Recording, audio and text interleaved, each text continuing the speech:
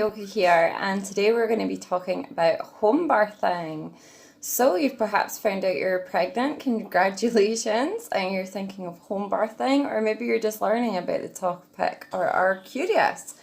Well, I have my notes here, and I'm going to enlighten you all on what it's like to home birth in Scotland. So, first of all, you'll attend your scans as normal at the hospital with the hospital midwives. They will ask you to arrive with a full bladder, and they will ask you to hold on to the toilet for your waiting time before you go for your scan, which can be up to half an hour. And then they will press quite hard on your stomach and get the scan to find out how far along you are.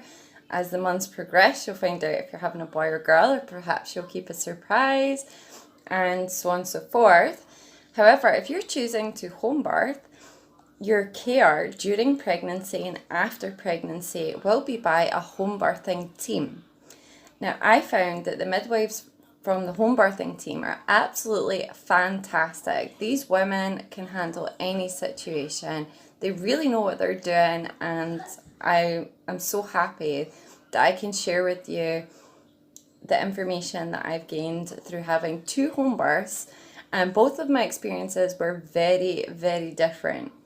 So I had a difficult home birth and then went on to have a really easy home birth. But either way, let's get stuck in. So if you attend the hospital for your scans and perhaps you can't hold on to the toilet, as the babies go on, sometimes you can have bladder issues, or you could just not be able to hold on to it at the time. You can get offered an internal scan. Now, this can be quite uncomfortable.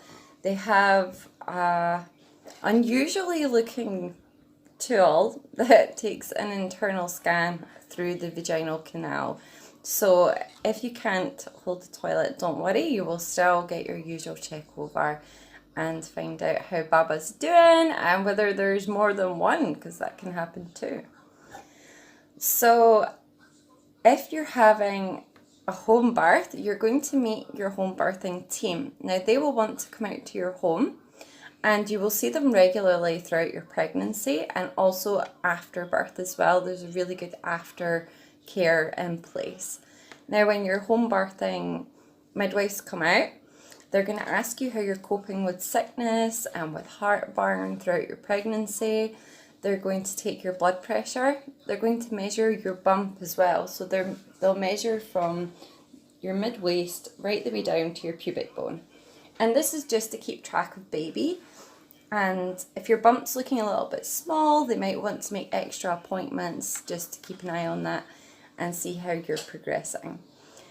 And the home birthing team are wonderful. They really are. From my personal experience, both times, I've just loved the ladies, and I was lucky enough to have one of the midwives. Towards the end of your pregnancy or whilst you're in your 3rd trimester, if you are rhesus negative or O negative blood type, you will need an extra appointment to go into the hospital so that you can be given an anti-D injection. Now, this is routine for all rhesus negative and O negative ladies, and there are risks if you choose not to get this injection, as once your pregnancy progresses and reaches to about 7.5 months, I've been told that if you don't get this injection, that you can go into early labour and then baby isn't fully developed. So there's risk factors. So it's best to get your anti-D injection.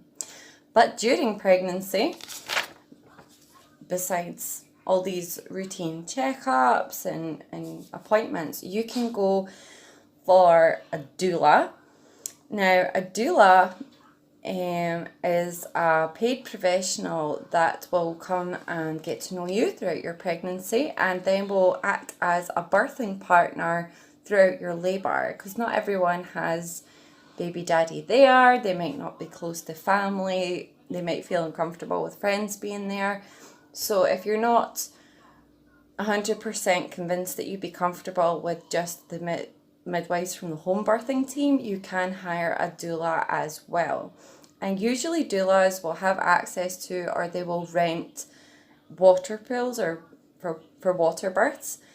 And this can be quite pricey, but if it's something you feel is right for you, go for that. You can also invest in hypnobirthing classes. Now, I have a previous YouTube video, which I will link below, that goes over hypnobirthing, and I think I mention water births as well. So that's already been covered. If you're interested, check that video out. But hypnobirthing is just basically mental preparation for going into labor and breathing techniques and all that good stuff. So check that out if you feel called to. If you have really bad sickness, I had chronic sickness throughout all of my pregnancies, literally from start to finish. I just didn't get a break until baby was here. I don't know if it's a hormonal imbalance, if it's just a chemical reaction that happens within the body, but I'm violently sick. And for me, nothing helps. But for most women who just have your normal morning sickness, ginger can help. So if you have Jamaican ginger cake, if you have ginger tea, if you have ginger biscuits, anything ginger, like probably not, ginger ale and ginger beer as they're high in sugar, but ginger helps to prevent sickness. And if you suffer from heartburn, I would invest in Rennie's tablets, as they are safe to consume during pregnancy and they really do work quickly. And you can consume more mint products as well. And just make sure that you're getting enough sleep during your pregnancy. This can be hard if you have other children to look after, but try and look after you and sleep well, eat well, keep your fluids up, drink lots and lots of water, and make sure you're having enough chicken, enough fruits, enough veg, because your little baba is needing all the nutrition and protein that your little baba can. And now you've definitely decided a home birth is what you're doing. Then what is safe and what is not safe? So it's safe to have your baby at home from 37 weeks to 42 weeks. So that is quite a big window, and if you make it to 37 weeks, then your home birthing team are going to order a first aid kit as well as 2 gas and air tanks to arrive at your property. So you'll get a big green suitcase that'll have first aid on it. This has got everything they'll need for Baba, and also if they need to intervene during labour, they have supplies there. You will be given medication to store within your fridge, and this includes the vitamin K that will have to be administered to your Baba after birth. You can refuse this and say you don't want your baby having the vitamin K injection. I would highly recommend it, as the vitamin K injection, if there's any blood clots, it sorts them out and baby will be happy and well. And if there aren't any blood clots and baby's perfectly healthy and so are you, it's just an extra safety precaution. So they will ask you to store them within the fridge. You get your 2 gas and air tanks that will be locked up until it is time for baby to come. But from 37 weeks to 42 weeks, they will be kept within your home, and you will be asked to make a phone call to the fire brigade once they arrive. This is so that the fire brigade can come out and make sure that your gas and air tanks are indeed in a safe place. And also if there's any local fires within the area, then they do know that there's flammables. So why birth at home? If you're birthing at home, it's much more natural and you're in your own home environment, which is amazing, because if you want to snack, or if your birth partner is wanting to relax or move around, and you're in your own surroundings, so you have that freedom. Whereas if you're in a hospital, you are very limited as to what you can do, and it's a clinical environment, and also you'll have to stay overnight, and if there's any sort of complications, you could be in for a few days, and for me that just wasn't my cup of tea. So I had 2 home births at home. And the next question you're probably asking is it safe? Yes. Now you have your gas and air for pain relief. There's a first aid kit there, and I will get into measures that would be introduced if they did need to intervene and help. But also there is an ambulance notified with around your birth sort of period they're notified to be on standby, and when you go into labour, your home birthing team, the midwives, will contact the ambulance depot and let them know that they may need an ambulance on standby to come and take you into hospital if it was severe enough that you did need an emergency C-section, which is just when they take the baby out surgically from your abdominal. However, there are measures in place where they can intervene from home. But positive thinking is key. Positive expectance, and I go over this in my hypnobirthing video as well, is very powerful during the delivery of your little one. Now, you're going to have to visualize whereabouts in your home you would like to deliver your baby. Would you like to have your baby in bed in your bedroom? Would you like to be on the couch or the sofa? Would you like to take a mattress down into the living room and have your baby within the living room? That's what I personally done. So for my home birth, I had a mattress on the floor up against my sofa, and I had a shower curtain over the top of the mattress, as birthing is messy, and I had puppy mats on standby as well, just to catch any amniotic fluid and take care of any blood. You know, it's a messy process, so you need to be prepared for the mess as well as for the comfort. Have some towels ready as well, you just never know. During my most recent home birth, which was just 8 weeks ago, something unexpected happened that hasn't happened in any of my previous labours, and that was sickness during labour. So have a bucket on standby and also a face cloth, because what I found was really helpful is to have a cold compress of a face cloth on my forehead. Had my bucket, so I was to and from the toilet, realised I don't want to have my baby on the bathroom floor, so I got a bucket and I was sick in the bucket. But the home birthing team, the midwives, were really supportive. They weren't grossed out.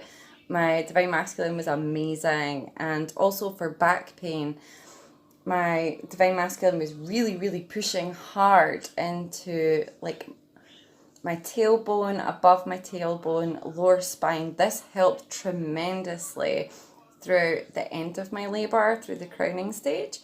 But another alternative could be getting a TENS machine. Now, I had one ready but did not use it.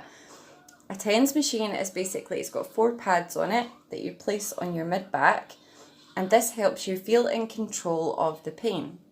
So as your contractions intensify, you would turn up the power of your TENS machine.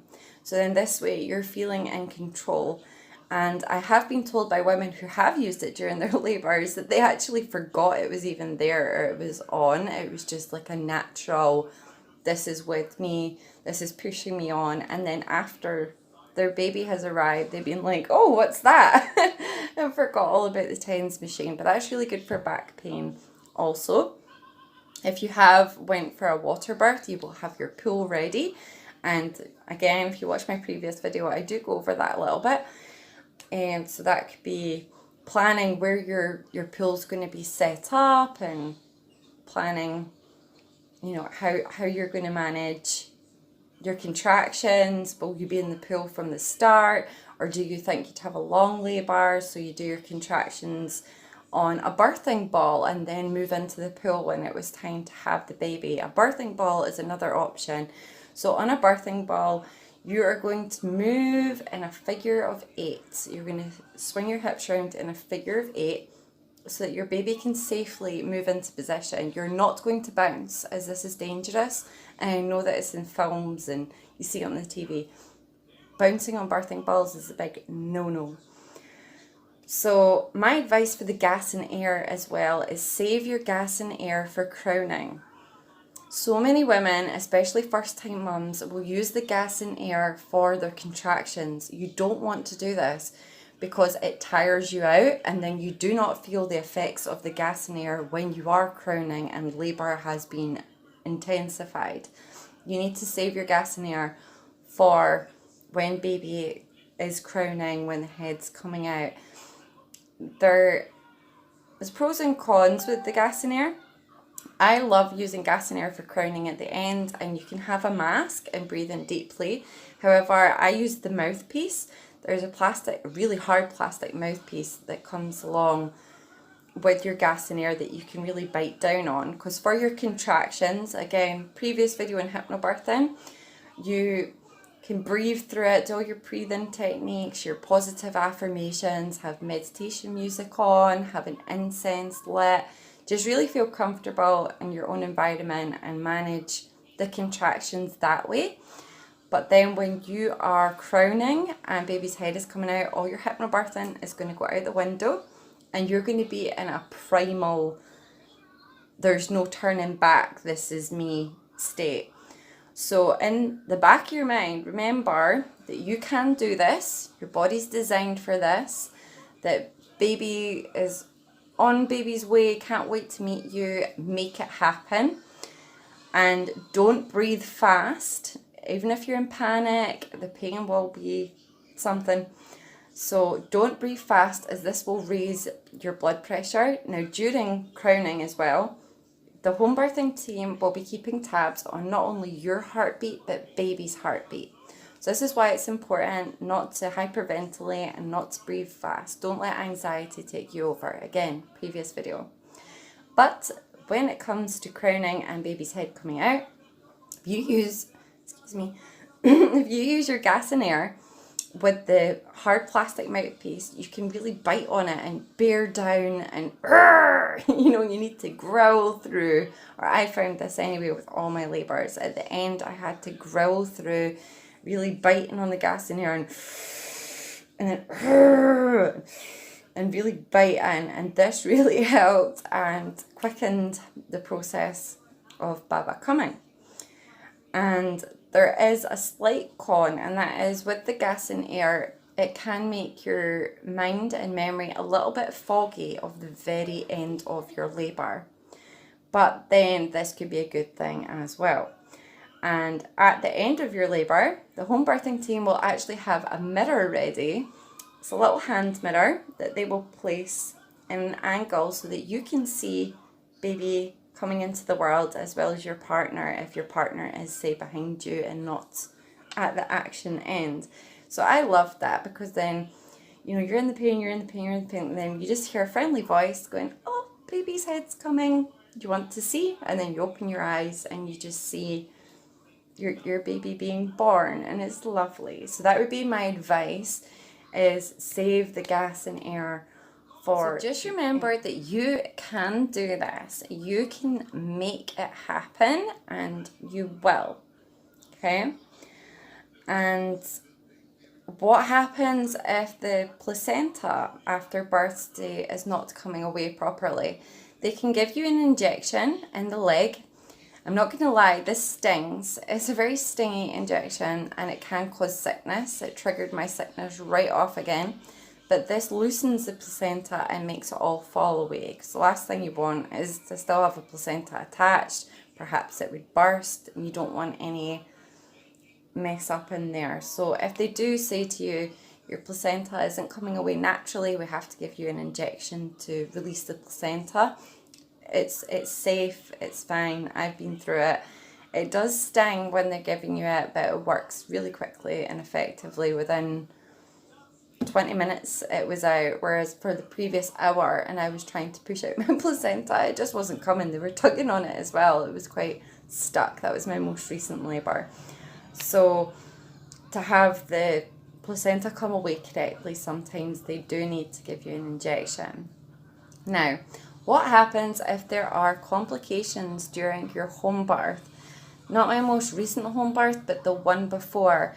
I had a very tough time, very long labour, and my daughter was much larger than my previous labours, and I really struggled. Like, I was pushing so hard, I was bearing down, and she just wouldn't come out. She wasn't able to fit out of me, even with me fully dilated. So you can imagine it was something. So the midwives phoned the ambulance and let them know that I might have to come in for an emergency C-section, which I wasn't happy about at the time. I was in a lot of pain, but I was very much like, nobody is moving me. I'm not going into hospital. So then the midwives got their first aid kit and they intervened. So within their first aid kit were surgical tools, and I will put some information up here. But there was surgical scissors, and they made an incision from my birth canal right the way down to my poop canal, which was quite stretched during labour, especially with a full dilation and a baby stuck. So they just basically pushed her back a bit and sliced from birth canal to poop canal. And that sounds horrific, but with the pain that I was in, I actually didn't feel the cut. They can make another kind of cut, which is to the side, and I've heard that this heals much better. But for me personally, I think the only option was for them to cut straight down rather than to the side. And after birth, I was given stitches quite a lot. And the stitches, when they're healing, are very tight. And it feels like a little bit itchy, kind of uncomfortable, and kind of just tight. You feel like everything's pulling. So a good thing to do is to have one of your home birthing midwives come out in a week just to check on your stitches and make sure that none of them are gaping, as you may need restitched. And during your pregnancy, again, the hypnobirthing video goes over this, you can do perineal massage with rapeseed oil or sunflower oil, coconut oil. If you continue this with your stitches, then this can help the healing process. So if there are any complications, they can intervene. I'm not sure if they do have forceps available. I think they do, but I didn't have any experiences where forceps were used. I just had the surgical cut for one of my labours, and then for my most recent labour I didn't need that at all, and I didn't even rip or tear. The next thing that can happen, but this could happen in hospital as well, this is just a labour possible side effect. With my daughter, she was really large and couldn't fit out of me. So my stomach muscles actually burst, and I can't remember the term for it, but basically my stomach muscles burst, and there was like a triangle that wouldn't heal, wouldn't seal back together, and every now and again a ball would come out of my stomach. It was actually my intestines. They would pop out if I'd had like a large meal. So after the birth and after the healing, and I'd noticed that this was still happening, I'll put down below what it was called if I get to the editing. But they said they had to put me in for surgery, and that they had to put mesh into my stomach, and that there would be, you know, a big pouch of pus throughout the healing process, that I wouldn't be able to do any heavy lifting. I already had children, so this wasn't possible, and that I'd need a lot of rest up time. Now, I didn't go for the surgery, and then 4 years later, I have a home birth, and I'd fully healed. So if you've been through this before, it doesn't mean that your stomach muscles will burst again. Because the midwives at the hospital had said to me, chances are your stomach muscles are going to burst, they're going to tear during your pregnancy, and then after birth you're going to have to go for the surgery and get the mesh in because you didn't do it last time. However, surprise, surprise, I didn't need it. My body had fully healed. My body had learned from my previous pregnancy that Baba can only get so big. So if you've had a traumatic labour before, don't assume that it'll be difficult again. And even with my struggles, I was still confident enough to go for another home birth. And now I've learned that my stomach has managed to knit itself back together. And if I went for the surgery and the mesh and everything, it just would have been such a mess. Once your baby arrives, put your baby straight to your breast. Breastfeeding straight away before they whisk the baby away to get weighed and have the vitamin K injection administered is the best thing for bonding. Let your baby feed first and bond before they whisk Baba away. Now, with the home birthing team, they're quite relaxed. They will let you bond with your baby before you will bleed quite heavily. Now, there's mums that will use maternity pads or thick sort of heavy duty period pads, I found that the best thing to do is actually to get Tena Lady disposable pants. They're basically giant nappies, but this was so handy for me, and I didn't do this until my most recent labour. Previously, I struggled with pads after labour and they fill up so quickly. They come out of position and you bleed onto your clothes. Sometimes they can twist off like it's crazy. Even though you're changing them regularly, you just bleed so much. So I would recommend going for the Tena Lady disposable pants after birth, as they're really, really comfortable. They also give you a bit of tummy support and they're really absorbent. So while you're bleeding, and you can bleed for between 2 and 6 weeks. For me, I was right the way up to 6 weeks before I stopped bleeding. And during this time, you can wear shapewear, which is amazing for keeping everything held in and helping you through your healing process. It's a good tummy support. And also, I would save up as well in case your figure changes. Now, after all of my labours, I've managed to shrink right back down to size, except from my latest labour. Even though this was my smallest baby and my last baby, I have now jumped up the clothing sizes. Whereas before, even with a larger baby, I managed to knit back down to my pre-motherhood size. So I'd keep some savings aside, not only for like Baba and everything Baba's going to need, but for you, because your shape could change and you could find that after your maternity clothes aren't fitting, that neither do your old clothes. So do your pelvic floor exercises. So this is basically just pulling up and tightening everything, and you can get yoni eggs, which can help you with this.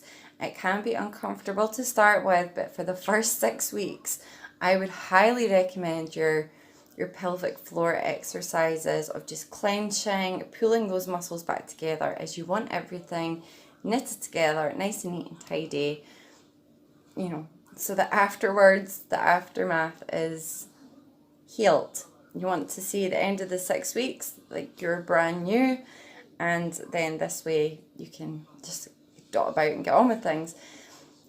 And I would recommend from after birth up to 6 weeks, or you can continue it onwards, having baths with Epsom salt or deep sea salt, or dead sea salt, sorry, not deep sea salt, with rose essential oil, or if you can't get hold of rose essential oil, perhaps geranium essential oil. There's really good companies out there for essential oils, like the Fresh Skin Company, like Mood Essentials, that give you really good quality pure essential oils. So having the Epsom salt or the Dead Sea salt in your bath with the rose essential oil or geranium essential oil just helps with the healing process, and it just helps you feel like a bit of a goddess afterwards. I personally feel a little bit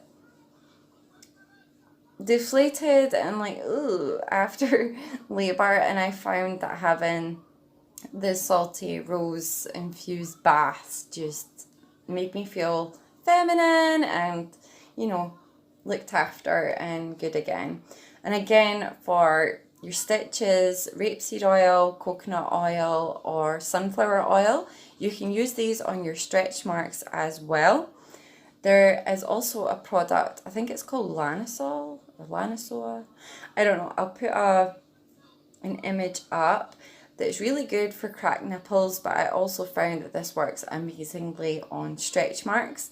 Me personally, I only bothered about stretch marks for my first sort of 2 tries, but I see them as signatures. They're your baby's signatures. So if you do have quite broad stretch marks and say they're just not fading no matter what you do, they're your baby's signatures. So I wouldn't really bother too much about it. And like I said, you can also use this product for chapped nipples as well. Some women have, you know, a tough time with breastfeeding. But with breastfeeding, keep at it. Do like massage and take your baby to the breast often. You will go through like a time where you will have blocked milk ducts maybe your breast can feel quite lumpy, This is just, it's normal. It's just your milk coming through.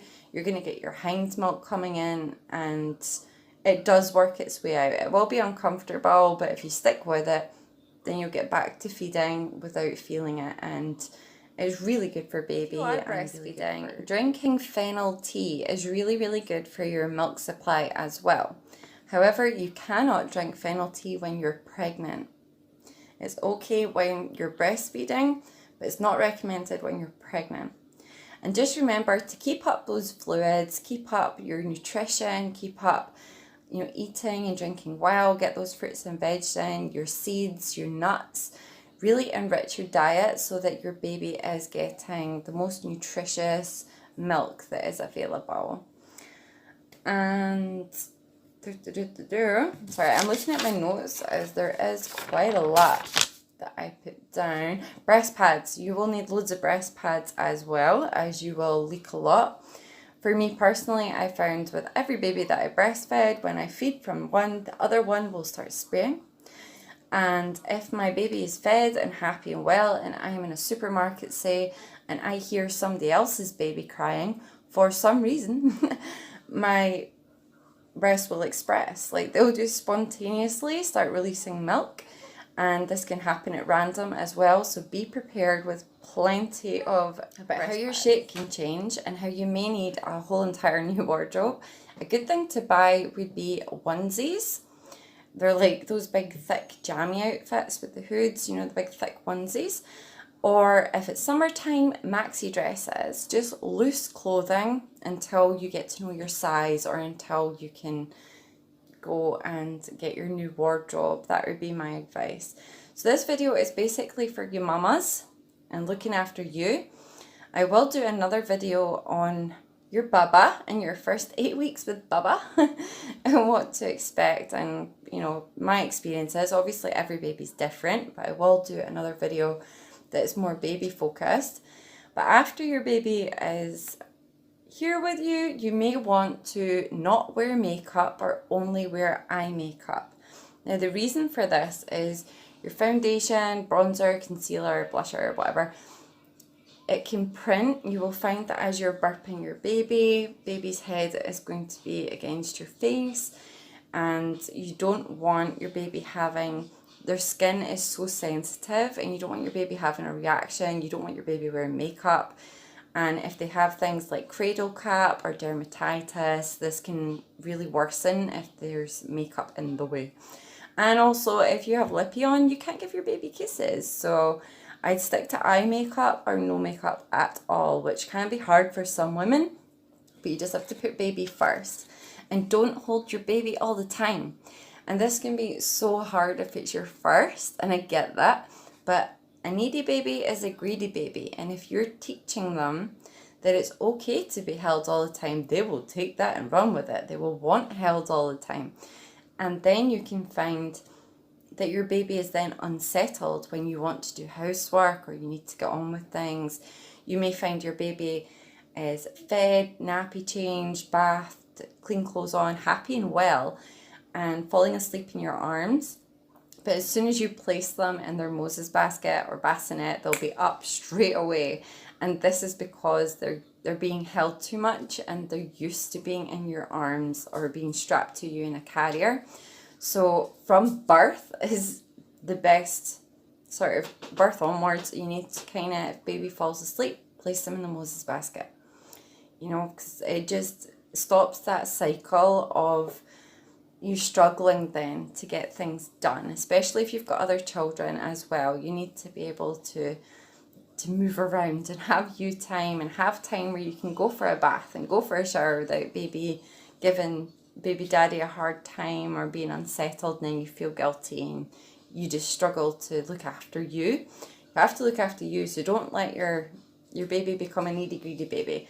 Remember to put them down. As cute and as amazing as they are, and you want to spend every second with them, I would recommend that you don't hold your baby all the time, because they will run with that and hold on with that even into the toddler years.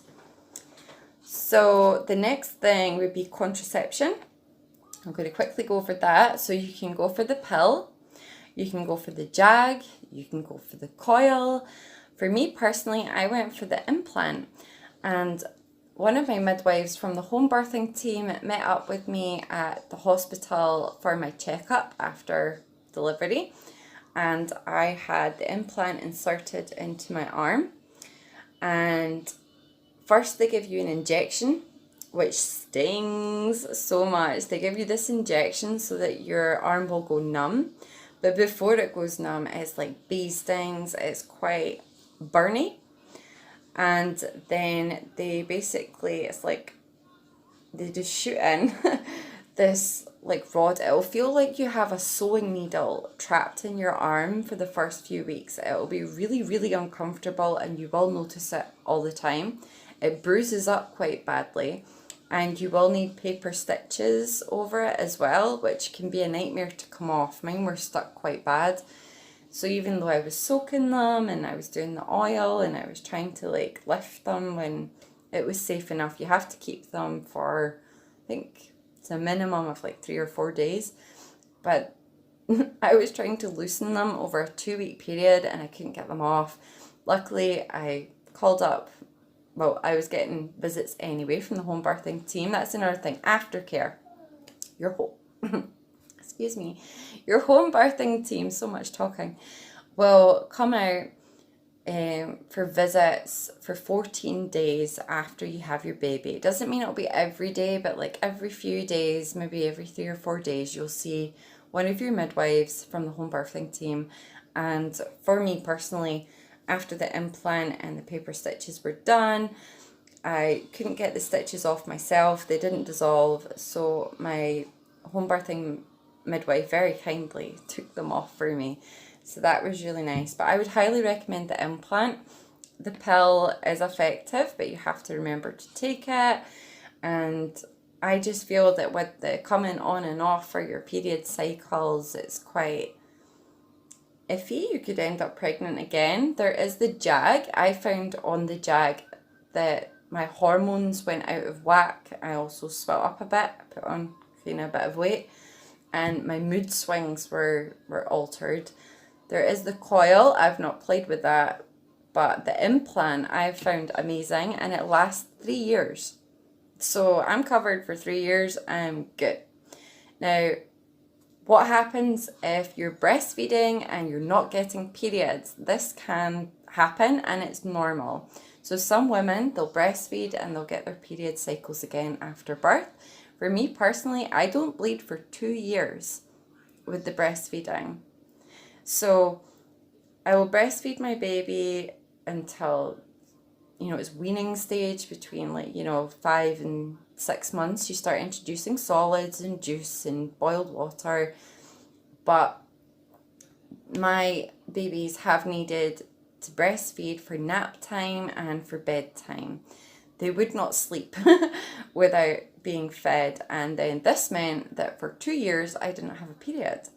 But this is normal, so if that happens as well, do not panic. I will do another video on baby, like I said, your first 8 weeks, and I'll go over reflux and all the other things to do with Baba. Like I said, this is just focusing on you mamas. Now, good luck for when you're in labour, and remember during crowning that your baby can't wait to meet you, that you can do this. Your baby wants you to hold them, and you're going to make it happen. Okay? And blessed be, loved ones, and good luck.